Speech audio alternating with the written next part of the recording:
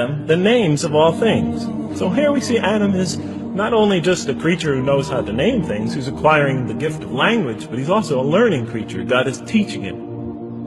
Now right here, right in this verse, and it'll come even clearer in the subsequent verses, that the very first thing that the Quran is going to emphasize here is man's intellect. He is a learning creature. He is taught. And what is he taught? What is one of the great intellectual gifts he's given? In response to the angel's question, the gift of language. Because through language, mankind can not only learn, but he could learn things not only through his own experience, but he could learn things that other people have experienced of times and places that are hundreds, thousands of years and miles separated from him. And so that all our knowledge becomes cumulative. Every generation learning from the generation before it. I'm learning today from authors I read from other sides of the world that may have existed 2,000 years ago. And so we all contribute to our collective learning and knowledge. And so what I'll see later in the Quran, when the Quran will emphasize this again and again and again. Like in one verse it says, read in the name of your Lord who created a man out of a tiny creature that clings. Read, it commands the reader, for your Lord is most bountiful. Why is he most bountiful? What great gift did he give you? For he taught man the use of the pen, and through it taught him what he otherwise could not know. And he taught Adam the names of all things. And then he placed them before the angels and said, tell me their names if you are right. Okay, you have this objection you have this natural question about this creation of mankind. Here, this mankind is this human being, this human creature is a learning creature.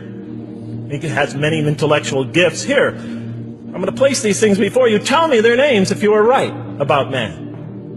And what did the angel say? Glory to you. We have no knowledge except what you have taught us. In truth, it is you who are knowing, the wise.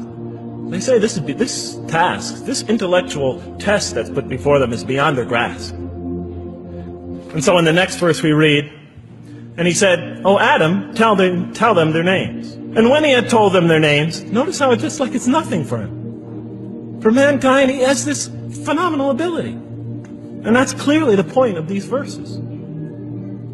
Even though I felt that the author didn't quite, it was as if I realized that he didn't misunderstand the story. He was taking one of the great stories in the history of humankind, one of the fundamental greatest stories in the history of mankind, and molding it and using it as a vehicle for an entirely original message. And God said, did I not tell you that I know what is unseen in the heavens and the earth? And I know what you reveal and what you conceal? In other words, didn't I tell you I know exactly what I'm doing? I looked at that. What question what did they reveal and what did they conceal? Why are you all looking at me like that? You're starting to scare me. You're all looking very serious. Am I losing you? Wow. Okay. So, they revealed the sinister and evil propensities of man. But what did their question conceal? All you have to do is think about it for a minute. Human beings, yes, they could do evil. Yes, they could do wrong. Yes, they could create misery. But they could also do exactly the opposite. They could choose to do evil. They could choose to do tremendous good. They could choose to do tremendous violence. They could choose to show tremendous compassion. They could choose to live by falsehood. They could choose to live by the greatest truths. So we go on to the next verse. And behold, we said to the angels, bow down to Adam. And they bowed down. But not so Iblis.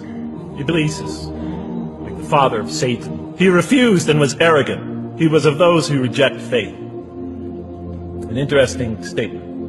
And notice why Iblis does not bow down. He refuses because he was arrogant. We often hear what's the root of all evil? In the West, it's always money, greed, etc. Here the Quran says that, seems to be saying that the root of all evil is not always material wants. It's not always money, it's not always greed. At the heart of evil is arrogance. Putting yourself above all others. Of assigning to yourself special priority and neglecting the rights of others. O Adam, dwell you and your spouse in the garden and eat freely thereof what you wish. But come not near this tree, for you will be among the wrongdoers. Then they make the mistake. But Satan caused them to slip. and expelled them from the state in which they were. And we said, go all you down, some of you being enemies of others will be adversaries of others. Some of you will be adversaries of each other, and on earth will be your dwelling place and provision for a time. Let's go back from where we started. First, mankind is being taught. We see he's an intellectual being. Then we show he's a moral being. Moral being means he's a being that's going to have to make choices. And then God gives him this choice. It's not a huge deal. It's not the gravest sin in the history of humanity by any means. It's minor by any standards. They make it, though. We see that God originally intended to put man on earth as his vicegerent. When does God finally put him on earth? What signals that he's ready to begin? He makes his first independent choice. It's not the worst deed in the history of humanity. It's minor on anybody's scale.